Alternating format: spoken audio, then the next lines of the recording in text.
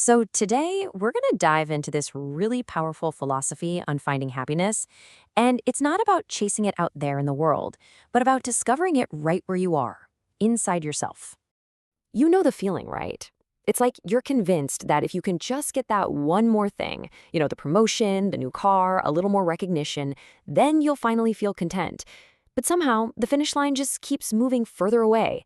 So let's get into why that happens, and more importantly, what we can do about it. Well, this endless chase has some classic symptoms. And it's not just about wanting more money, it's this deeper, unquenchable thirst. It's that constant need to prop up our ego, right? Getting caught in comparing ourselves to others, which just leads to jealousy. And all of this creates this gnawing anxiety, this fear of what we have and what we don't. It's a whole cycle, really. And it's all fueled by looking for validation from everyone else, when it can only truly come from within. Okay, so this state of constantly chasing something, what do we actually call it? Well, according to this philosophy, it's not just about habit. It's something we can actually diagnose. The core of the problem is called a delusion, or in Sanskrit, muda. That's pronounced muda. And really, it's the fundamental mistake of thinking that external stuff, like our possessions, our status, or even getting likes online, is the key to lasting fulfillment. This isn't just a small miscalculation. It's described as a kind of foolishness that just keeps us feeling hungry and unsatisfied, no matter what we get. And this is exactly what happens when we're caught in that delusion. Our own mind, the very thing that should be our greatest tool, turns against us. It starts running the show, dictating our emotions, driving us towards constant anxiety. Essentially, it becomes a terrible master instead of a helpful guide. And this slide just lays it out so perfectly. Look at the left side. When your mind is the master, you get played by your own thoughts. And that leads to this whole cascade of negative feelings. But now look at the right. When you are the master, you get to play with your mind. And the result? It's a total 180. Calmness, peace, joy, clarity. It all comes down to one simple question. Who's really in charge of your inner world? Okay, so if delusion is the problem, what's the solution? Well, it's a powerful idea that honestly gets misunderstood all the time. It's contentment. But hold on. Before we even define what contentment is, let's be super clear about what it's not. Contentment does not mean giving up. It's not about becoming lazy or just losing all your ambition. It's definitely not about checking out of your life. That's probably the single biggest misconception out there. All right, so here's the real deal. Contentment is an active, really powerful state of being. It's that deep sense of peace you get from knowing you've put in your absolute best, honest effort, and then finding joy in whatever comes from that work. It's about disconnecting your happiness from a specific outcome and instead finding it in a process and gracefully accepting the results. This table breaks down the difference so well. Think about it. Worldly happiness is kind of like a sugar rush, right? It comes from the outside, it doesn't last, and pretty soon you need another hit, and that just leads to stress and anxiety.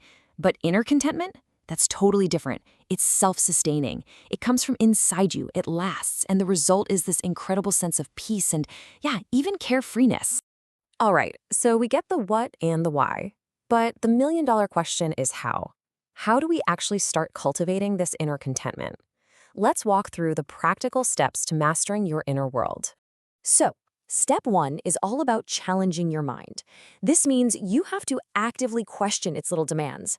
Ask yourself, why do I really need this person's approval? Where is this jealousy actually coming from? Then, step 2 is shifting from being a victim of your thoughts to just an observer. You learn to entertain your mind, watch its crazy antics like they're just clouds passing by without getting carried away by them.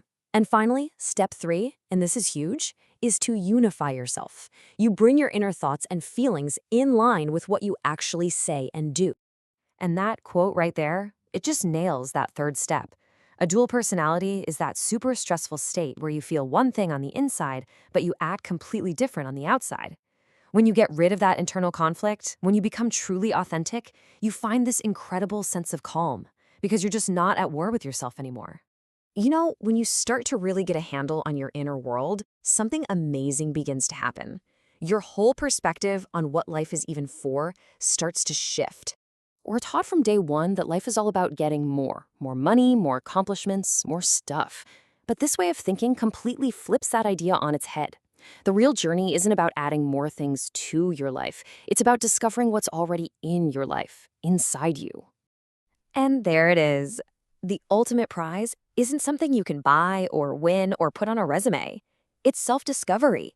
It's the journey of understanding who you truly are, completely separate from all the external labels and achievements we spend our whole lives chasing. So, after all that, what's the real reward? What do you actually get from this journey of self-discovery? It's not a bigger house or a fancier job title. No, it's something so much more valuable. It's freedom.